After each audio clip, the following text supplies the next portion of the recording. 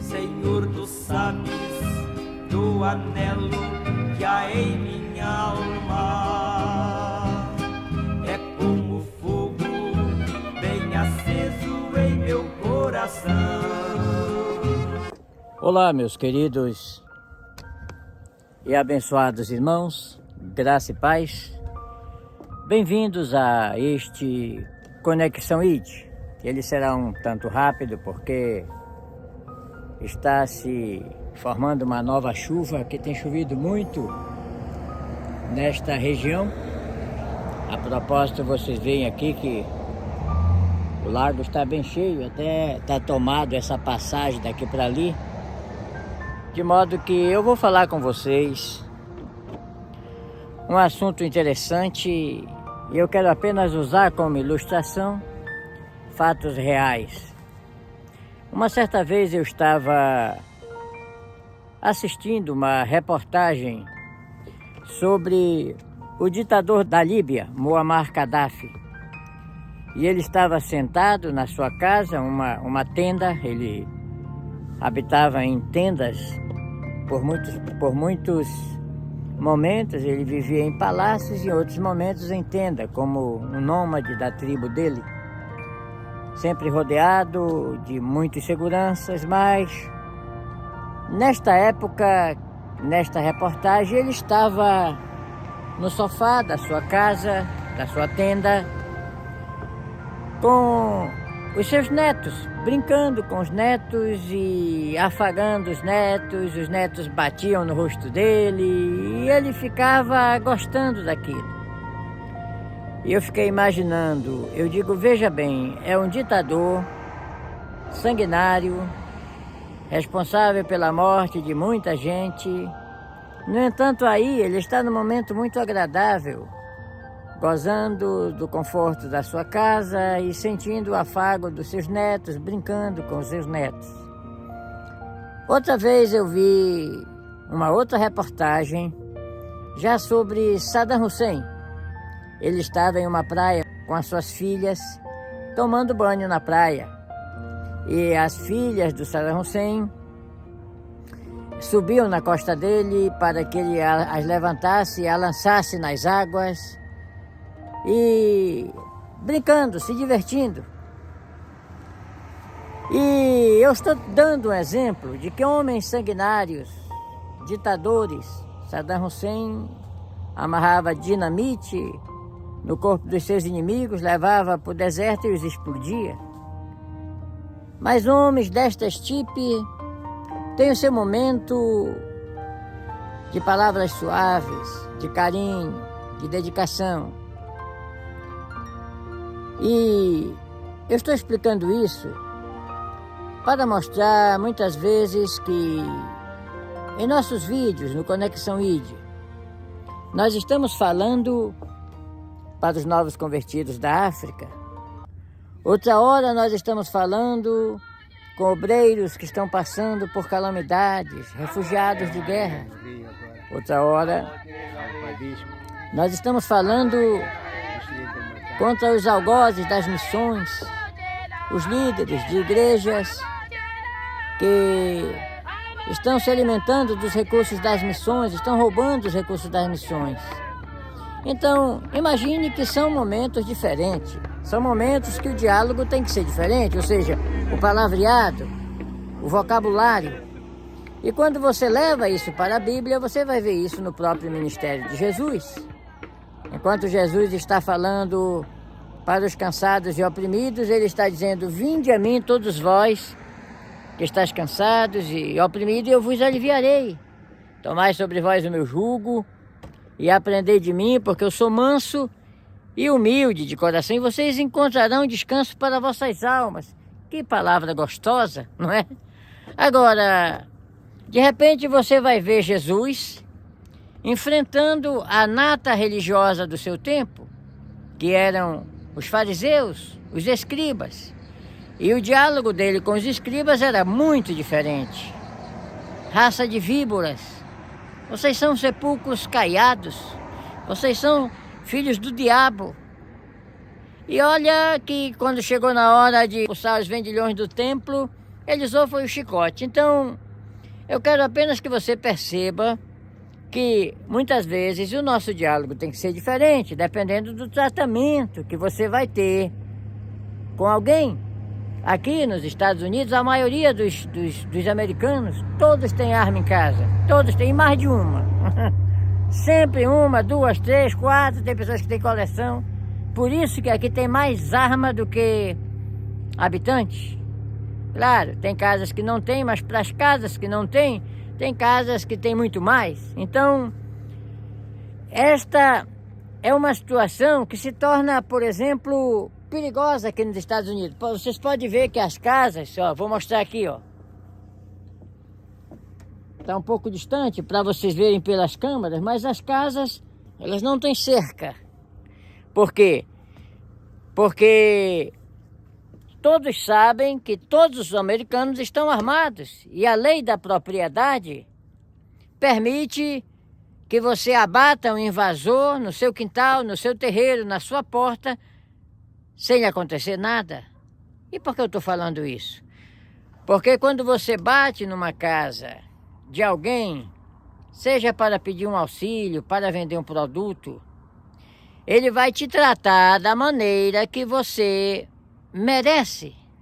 Agora, se você entrar na casa de alguém, tentando roubar, tentando fazer mal para aquela família, ele vai te tratar de uma outra forma. Então, existem essas formas de tratamento no reino de Deus. Nós, muitas vezes, temos que tratar com enviados de Satanás. Outra hora, nós temos que tratar com pessoas que estão precisando de um apoio espiritual, como estava aquela mulher que foi apanhada em flagrante ato adulterando. E os algozes que a levaram onde estava Jesus queriam apedrejá-la. E o que foi que Jesus fez? Jesus a livrou do apedrejamento, dizendo, olha, quem se encontrar sem pecado, seja o primeiro a atirar a pedra. E vocês sabem que começaram a sair pelos mais velhos, e a mulher ficou sozinha com Jesus. Jesus disse, olha, nem eu te condeno, vá em paz e não peques mais. Então, para quem está precisando de misericórdia, misericórdia. E para quem está precisando de exortação, exortação. Para quem está precisando de ser disciplinado, disciplina. Para quem está precisando de um rebengue para ser confrontado, rebengue. É difícil entender isso. Mas na obra missionária, nós temos que entender isso. Nós lidamos com o gênero humano. Nós lidamos com pessoas, com as suas deficiências, com as suas qualidades e com seus defeitos, com as suas atitudes maléficas, malvadas, perversas. Por isso que há determinados momentos no nosso ministério que nós temos que tomar atitudes drásticas, atitudes radicais. E aí, por exemplo, você que vê a cena de Jesus no templo, purificando o templo, revirando a mesa dos cambistas, e você vê depois a cena de Jesus com uma criança no colo, dizendo, deixai vir a mim os pequeninos, não os impeçais. Você parece estar lidando com duas pessoas. Não, é a mesma pessoa, mas em momentos diferentes. Esta é a mesma percepção que nós devemos ter de Deus, o soberano, o eterno. Deus é amor, mas não esqueça que Ele também é justiça. O próprio Deus diz, a mim pertence a vingança. E olha, ele sabe vingar. Ele sabe corrigir um povo. Ele sabe neutralizar o mal. Lembra do dilúvio? Lembra de Sodoma e Gomorra? E Admá e Zebuim. Você sabia que foram 4 cidades destruídas? A gente só fala de Sodoma e Gomorra. Mas quando você lê a Bíblia, você vai ver Sodoma, Gomorra, Admá e Zebuim. Eram 2 cidades só por estar próxima de Sodoma. Elas também foram destruídas. Então, nós temos que entender que quando Deus quer disciplinar um povo, ele faz o que é necessário. Por que ele disciplinou o povo de Israel e permitiu que Israel fosse para o cativeiro? Para 70 anos, digo, para passar 70 anos, para aquela geração de homens malvados, rebeldes, serem renovados com as lições do cativeiro. Porque não quiseram obedecer, não quiseram atender a voz do profeta, não quiseram se arrepender da sua maldade, e por causa disso, eles foram eliminados no cativeiro. E aquele Israel que voltou do cativeiro 70 anos depois, foi um Israel diferente, porque não foi mais o mesmo Israel que entrou, pessoas renovadas, que nasceram no cativeiro, aprendendo com o ministério de Daniel, de Sadraque, Mesaque, Abdênego, aprendendo as lições do reinado de Belsazar, Nabucodonosor, passaram no crivo dos sofrimentos. Veja aquele hino, como é que nós vamos cantar se nós temos saudade de Sião, ou lembrando do nosso tempo em Sião, das histórias que nossos pais nos contavam, e aquele saudosismo, aquele desejo de voltar à terra prometida, fez com que eles voltassem humilhados, passados no crivo. Eu falo tudo isso porque você deve estar percebendo, como eu também estou percebendo, que está havendo um rebuliço no mundo. Eu estou aqui nos Estados Unidos, onde está havendo um rebuliço. O novo presidente encontrou um ninho de maracutaia, que era uma ONG, uma organização americana criada para atender a pobreza, para distribuir leite em pó em regiões carentes, dar alimentos, auxiliar pessoas em desespero. E essa instituição estava sendo usada para manipular eleições, para apadrinhar juízes perversos, como o próprio Alexandre de Moraes no Brasil, que está tendo agora um problema sério lá. Então, deve estar com muito medo, porque as coisas que estavam ocultas estão aparecendo, isso na área política. E se você está assistindo os jornais, você deve perceber isso, pelo menos se quiser, e se não quiser o problema vai ser seu. Porque é o mundo que nós vivemos, são países envolvidos. Nós estávamos vendo recentemente fotografias dos terroristas com o logotipo, com a marca da Agência Humanitária Americana atrás. Chegaram a distribuir dinheiro para todo tipo de perversidade no mundo. Uma instituição com fachada de filantropia. Da mesma forma, tem acontecido, se você tem prestado atenção, que também está havendo um reboliço nas denominações, nas igrejas, nas lideranças, com mortes, com conflitos para a substituição de líderes que morreram, as dinastias religiosas que foram construídas nos últimos anos, de igrejas que ficaram sendo reféns de família no poder, convenções que ficaram sendo manipuladas por famílias, porque inclui milhões e bilhões de reais, de dólares. É muito dinheiro envolvido. E tudo isso nos últimos anos em que o departamento missionário da igreja foi abandonado. E é claro, minha gente, vai chegar a punição de Deus para tudo isso. Vai chegar a punição de Deus para colocar cada coisa no seu lugar.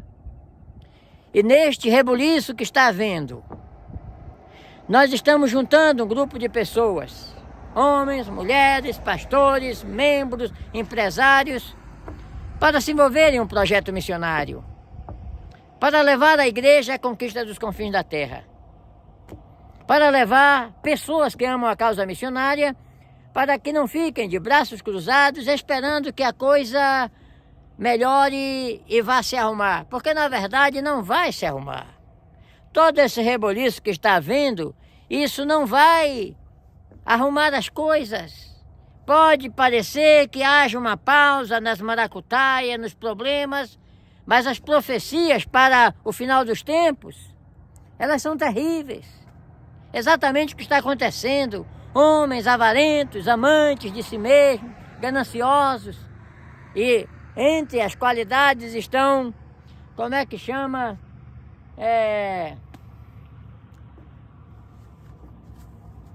Procurar a palavra que está na sua Bíblia, como se foram irrecuperáveis, que não tem jeito. Santas palavras, vou colocar o versículo aí. Me fugiu da memória agora, parece assim que deu um branco. Mas são pessoas que não vão se consertar. São líderes rebeldes que não vão mudar de atitude. Não vai ter recuperação. Por isso que a única maneira que tem da igreja fazer missão e conquistar os confins da terra é reunir um grupo de pessoas que pensam ao contrário. Homens, mulheres, jovens, que queiram ter um envolvimento missionário real, que queiram se mover com missão, aprendendo sobre a missão da igreja. E nós criamos um curso muito bom para isso, o SEMIPAN, Seminário Missiológico Pan-Americano. Ou então indo para o campo, ou então ajudando aqueles que foram com recursos logísticos, com recursos financeiros, com recursos educacionais. Nós estamos treinando um grupo de obreiros, nós estamos formando obreiros, nós estamos batizando pessoas para fazer muito mais pelo reino de Deus. E enquanto nós estivermos fazendo isso, olha, a humanidade vai de mal a pior, tanto na área política quanto na área religiosa, porque os homens continuarão enganando e sendo enganados, e eles não vão querer mudar. Mas nós precisamos, eu digo nós, os que amam a causa missionária, cumprir a nossa missão na terra, fazer missão, porque a cobrança no final de tudo isso será individual. Cada um dos habitantes da terra vai prestar conta diante de um tribunal, seja no juízo final para os condenados, para receber a condenação eterna, ou no tribunal de Cristo para os salvos, para receber os seus galardões. E nesse momento, no tribunal, na vez de cada um, ninguém poderá fugir da cobrança, ninguém poderá se esconder, ninguém poderá faltar. Portanto, fique com essas explicações, compartilhe-as em sua rede social. Há um link aí em cima que você pode se matricular para participar do SEMIPAN. Você vai receber as classes com os vídeos, vai assistir os vídeos, vai ver os mapas, os gráficos, vai responder os questionários e vai receber um lindo diploma no final. E nós estamos falando que nós vamos entregar esses diplomas em ambientes especiais de diversas partes do mundo, onde a nossa missão tem pessoas envolvidas e que amam a causa missionária. Muito obrigado, que Deus abençoe.